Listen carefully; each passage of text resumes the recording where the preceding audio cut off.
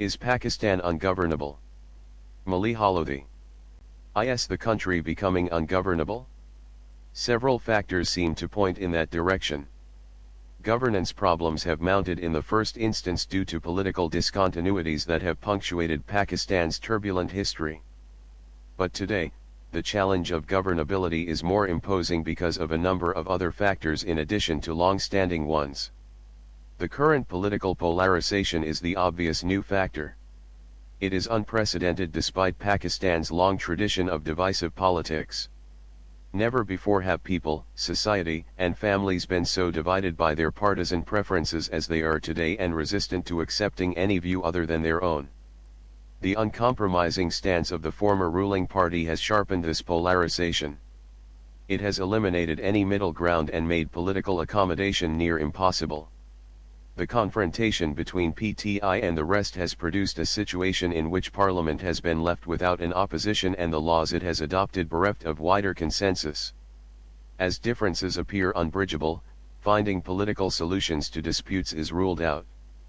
With PTI intent on paralyzing the system until it gets its way on early elections, its conduct has created an unsettled environment, making governing more difficult.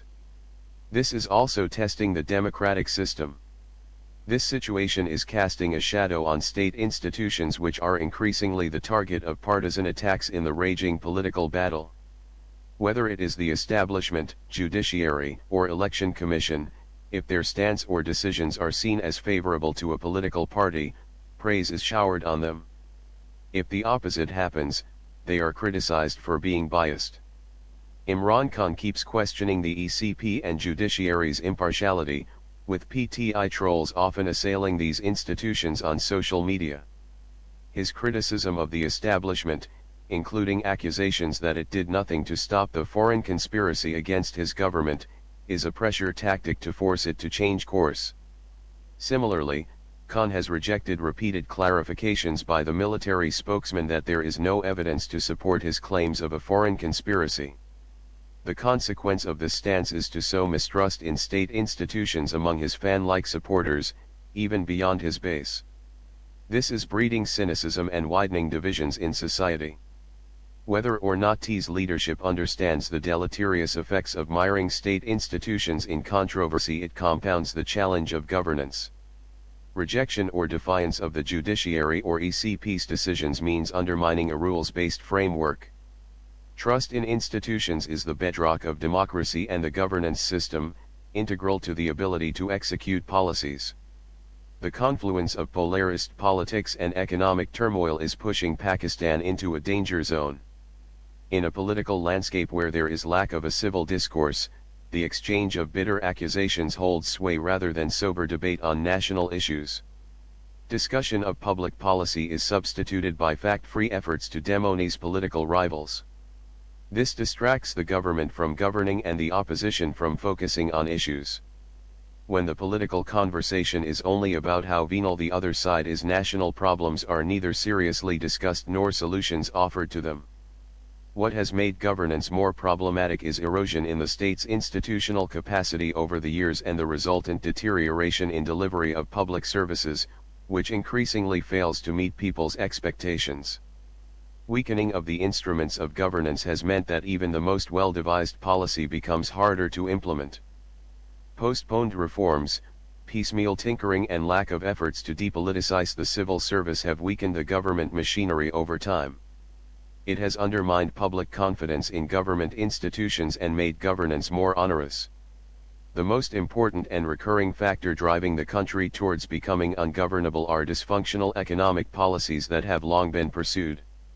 Almost every government since the mid-1980s acted in a fiscally irresponsible way and left the economy in worse shape for its successor to deal with.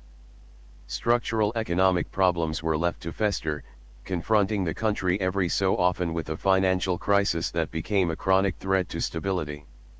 For the past 4 decades, failure to mobilize enough domestic resources along with low levels of savings and investment, meant successive governments ran huge deficits in national expenditure and on the country's external account.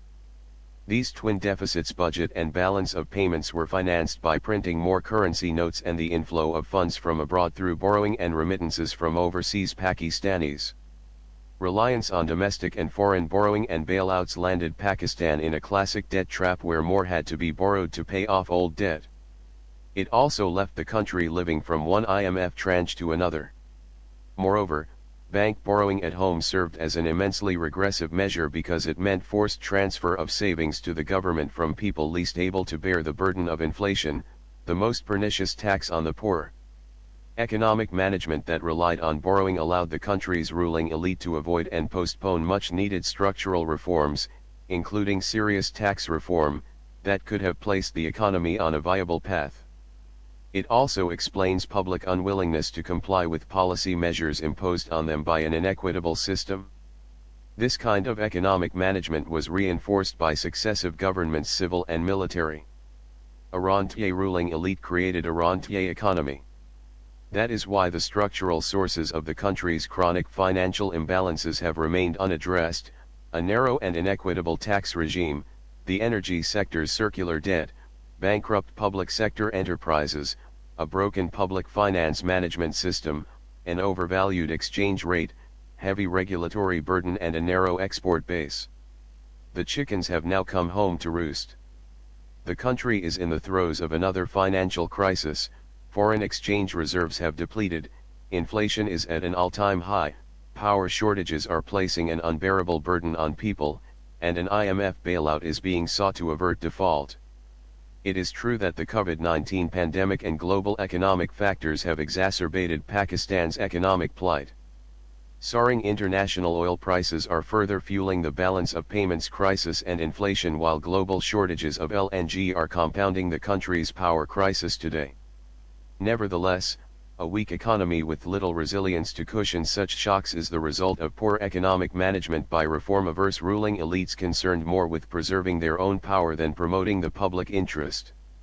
The confluence of polarist politics and economic turmoil is now pushing Pakistan into the danger zone of becoming ungovernable.